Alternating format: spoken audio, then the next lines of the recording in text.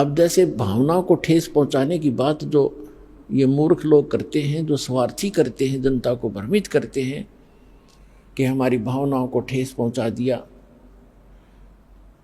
इन मंदिर, मस्जिदों, गुरुद्वारों और चर्चों की पूजा को ठीक नहीं बताया,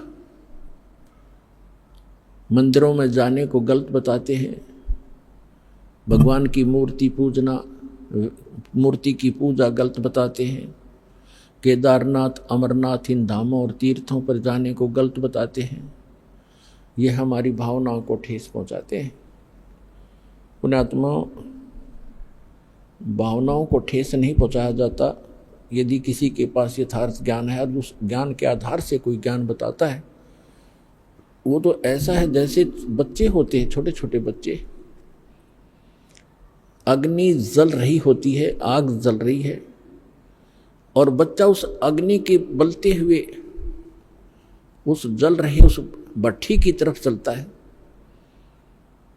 और उसको कोई देख लेता है, बुद्धिमान व्यक्ति, कि ये बच्चे अग्नि की भट्ठी की तरफ जा रहे हैं, ये जल जाएंगे।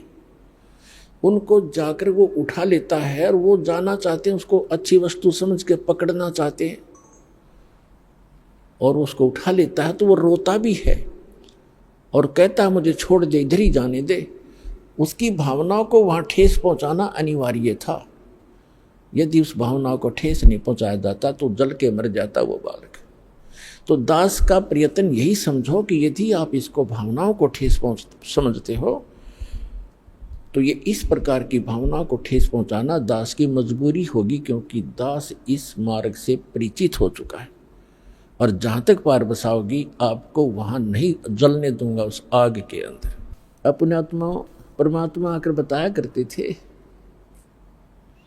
कि जिन धामों की आप पूजा करने जाते हो, इन धामों की कुछ कम से कम तुम स्थापना देखो कैसी हुई है, इन तीर्थों की ये स्थापना कैसी हुई,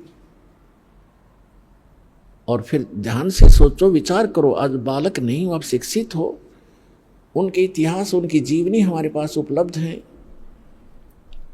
उनको पुनः विचार करके ग्रहण करो, उनको त्याग दो।